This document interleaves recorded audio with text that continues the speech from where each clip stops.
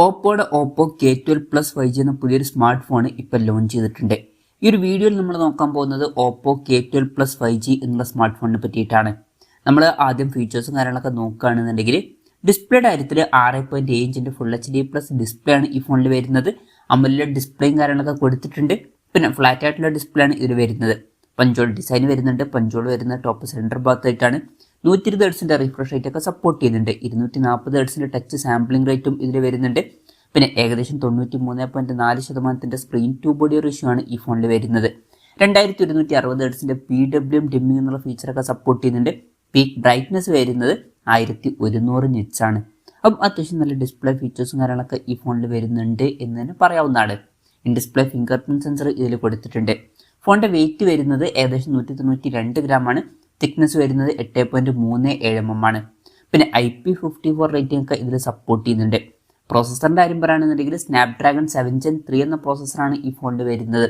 ഇപ്പം ഈ ഒരു സ്മാർട്ട് ഫോൺ ഏകദേശം 22,600 രൂപ പ്രൈസ് റേഞ്ചിലാണ് വരുന്നത്. ആ ഒരു പ്രൈസ് റേഞ്ചിൽ ഇത് അത്യാവശ്യം നല്ലൊരു പ്രോസസ്സറൊക്കെ തന്നെയാണ്. അപ്പം ഈ ഒരു പ്രൈസ് റേഞ്ചിന് പറ്റിയിട്ടുള്ള അത്യാവശ്യം നല്ലൊരു പ്രോസസ്സറൊക്കെ ഈ ഫോണിൽ കൊടുത്തിട്ടുണ്ട് എന്ന് തന്നെ പറയാവുന്നതാണ്. 5G സപ്പോർട്ടും കാര്യങ്ങളൊക്കെ ഇതിൽ വരുന്നുണ്ട്.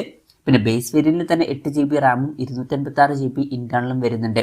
12 GB റാമും 256 GB ഇന്റേണലുമായിട്ട് വരുന്ന വെർഷനും 12 GB റാമും 512 GB ഇന്റേണലുമായിട്ട് വരുന്ന വെർഷനും വരുന്നുണ്ട്. LPDDR4Xന്റെ റാമാണ് ഇതിൽ കൊടുത്തിരിക്കുന്നത്. UFS 3.1 സ്റ്റോറേജ് ടൈപ്പും ഇതിൽ വരുന്നുണ്ട്. മെമ്മറി എക്സ്പാൻഡ് ചെയ്യണമെന്നുണ്ടെങ്കിൽ മെമ്മറി കാർഡ് സ്ലോട്ടും കാര്യങ്ങളൊക്കെ വരുന്നുണ്ട്. പിന്നെ ഫോൺ പെട്ടെന്ന് നീറ്റാതിരിക്കാൻ വേണ്ടിയിട്ട് VC ലിക്വിഡ് കൂളിംഗ് പോലുള്ള ഫീച്ചേഴ്സും കാര്യങ്ങളൊക്കെ ഇതിൽ വരുന്നുണ്ട്. ഏരിയ വരുന്നത് 4129 mm² ആണ്. NFC സപ്പോർട്ട് ഇതിൽ വരുന്നുണ്ട്. IR ബ്ലാസ്റ്റർ എന്നുള്ള ഫീച്ചർ ഇതിൽ കൊടുത്തിട്ടുണ്ട്.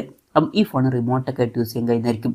പിന്നെ വെറ്റ് ടച്ച് കൺട്രോൾ എന്നുള്ള ഫീച്ചർ ഇതിൽ വരുന്നുണ്ട്. അതായത് ഫോണിൻ്റെ മുകളിൽ ചെറിയ രീതിയിലൊക്കെ വെള്ളമായാലും വലിയ ഇഷ്യൂസ് ഒന്നും ഇല്ലാതെ നമുക്ക് യൂസ് ചെയ്യാൻ കഴിയുന്നതായിരിക്കും. പിന്നെ നല്ല വൈബ്രേഷൻ എഫക്റ്റിന് വേണ്ടിയിട്ട് X-ആക്സിസ് ലീനിയർ മോട്ടർ ഇതിൽ കൊടുത്തിട്ടുണ്ട്. സ്റ്റീരിയോ സ്പീക്കേഴ്സ് ഒക്കെ ഈ ഫോണിൽ വരുന്നുണ്ട്. ആൻഡ്രോയിഡ് 14 ബേസ് ആയിട്ടുള്ള കളർവൈസ് സോഫ്റ്റ്വെയർ ആണ് ഈ ഫോണിൽ വരുന്നത്. ക്യാമറയുടെ കാര്യം പറയുകയാണെന്നുണ്ടെങ്കിൽ ഫോണിൻ്റെ പിന്നിൽ ഡ്യുവൽ ക്യാമറ സെറ്റപ്പാണ് കൊടുത്തിരിക്കുന്നത്. 50 മെഗാ പിക്സലിൻ്റെ 1.8 അപ്പേഴ്സിൽ വരുന്ന മെയിൻ ക്യാമറ സെൻസറാണ് ഈ ഫോണിൽ വരുന്നത്. ഇത് സോണി IMX882ൻ്റെ സെൻസറാണ്. OSന്റെ സപ്പോർട്ട് ഇതിൽ വരുന്നുണ്ട്. പിന്നെ 8 മെഗാ പിക്സലിൻ്റെ f2.2 അപ്പേഴ്സിൽ വരുന്ന അൾട്രാ വൈഡ് ആംഗിൾ ലെൻസും കൊടുത്തിട്ടുണ്ട്. ഇത് സോണി IMX355ൻ്റെ സെൻസറാണ്. ഫ്രണ്ടിൽ 16 മെഗാ പിക്സലിൻ്റെ f2.4 അപ്പേഴ്സിൽ വരുന്ന സെൽഫി ക്യാമറ ആണ് വരുന്നത്. ഓൺ പേപ്പർ തിരക്കേടില്ലാത്തൊരു ക്യാമറ സ്പെസിഫിക്കേഷൻ കൊടുത്തിട്ടുണ്ട് എന്ന് പറയാവുന്നതാണ്. ബാറ്ററിയുടെ കാര്യത്തിൽ 6400 mAh ബാറ്ററി ഇതിൽ വരുന്നുണ്ട്. വളരെ കൂടിയ ഒരു ബാറ്ററി കപ്പാസിറ്റി തന്നെ ഇതിൽ കൊടുത്തിട്ടുണ്ട്. അത് എടുത്തു പറയേണ്ട ഒരു കാര്യം തന്നെയാണ്. 80 വാട്ടിൻ്റെ ഫാസ്റ്റ് ചാർജ് സപ്പോർട്ടും ഇതിൽ വരുന്നുണ്ട്. എന്നാൽ ഒരു ചാർജിങ് സ്പീഡുമാണ്. പിന്നെ Type-C ചാർജിങ് പോർട്ടും ഇതിൽ കൊടുത്തിട്ടുണ്ട്. അത്യാവശ്യം നല്ലൊരു ബാറ്ററി സെറ്റപ്പ് ഇതിൽ വരുന്നുണ്ട് എന്ന് പറയാവുന്നതാണ്. ഇതൊക്കെയാണ് ഫീച്ചേഴ്സിനെ പറ്റി പറയാനുള്ള കാര്യങ്ങൾ. പിന്നെ ഈ ഒരു സ്മാർട്ട് ഫോൺ ഇപ്പം ഇന്ത്യൻ മാർക്കറ്റിൽ ലോഞ്ച് ചെയ്തിട്ടില്ല. ഇപ്പോൾ ചൈനീസ് മാർക്കറ്റിലാണ് ഈ സ്മാർട്ട് ഫോൺ ലോഞ്ച് ചെയ്തിരിക്കുന്നത്. ചൈനീസ് മാർക്കറ്റിൽ ഈ ഫോൺ ലോഞ്ച് ചെയ്തിരിക്കുന്നത് 1899 യുവാൻ എന്ന പ്രൈസിങ്ങിലാണ്. അതായത് 22,600 രൂപ പ്രൈസ് റേഞ്ചിൽ. ആ ഒരു പ്രൈസ് റേഞ്ചിൽ ഈ പറഞ്ഞിട്ടുള്ള ഫീച്ചേഴ്സ് എങ്ങനെയുണ്ടെന്ന് വെച്ചാൽ അത്യാവശ്യം നല്ല ഫീച്ചേഴ്സ് ആണ് എന്ന് തന്നെ പറയാവുന്നതാണ്. ഈ ഒരു പ്രൈസ് റേഞ്ചിന് പറ്റിയിട്ടുള്ള ഡിസ്പ്ലേ ഫീച്ചേഴ്സും നല്ലൊരു പ്രോസസ്സറും അതുപോലെ തന്നെ ഓൺ പേപ്പർ തിരക്കില്ലാത്തൊരു ക്യാമറ സ്പെസിഫിക്കേഷനും നല്ലൊരു ബാറ്ററി സെറ്റപ്പും ഒക്കെ വരുന്നുണ്ട്. അപ്പം മൊത്തത്തിൽ നോക്കുമ്പോൾ ഈ ഒരു പ്രൈസ് റേഞ്ചിന് പറ്റിയിട്ടുള്ള അത്യാവശ്യം നല്ല ഫീച്ചേഴ്സ് ഇതിൽ വരുന്നുണ്ട് എന്ന് പറയാവുന്നതാണ്. ഇനി ഇന്ത്യൻ മാർക്കറ്റിൽ ഈ ഫോൺ ലോഞ്ച് ചെയ്യുമെന്ന് വെച്ചാൽ ചിലപ്പോൾ ലോഞ്ച് ചെയ്തേക്കാം. അതിനെ പറ്റിയിട്ടുള്ള കൺഫർമേഷൻസ് ഒന്നും ഇപ്പം പുറത്ത് വന്നിട്ടില്ല. ഇന്ത്യയിലെ ലോഞ്ചിനെ പറ്റിയിട്ടുള്ള എന്തെങ്കിലുമൊക്കെ ന്യൂസുകൾ വരികയാണെന്നുണ്ടെങ്കിൽ അതിനെ പറ്റിയിട്ടുള്ള വീഡിയോസൊക്കെ നമ്മൾ ചെയ്യുന്നതായിരിക്കും. അതുപോലുള്ള വീഡിയോസ് കാണാൻ താല്പര്യമുണ്ടെന്നുണ്ടെങ്കിൽ ഈ ചാനലും സബ്സ്ക്രൈബ് ചെയ്യാവുന്നതാണ്. പിന്നെ ഇന്ത്യയിൽ ലോഞ്ച് ചെയ്യുകയാണെന്നുണ്ടെങ്കിൽ വില കുറച്ചും കൂടി കൂടാൻ ചാൻസ് ഉണ്ട്.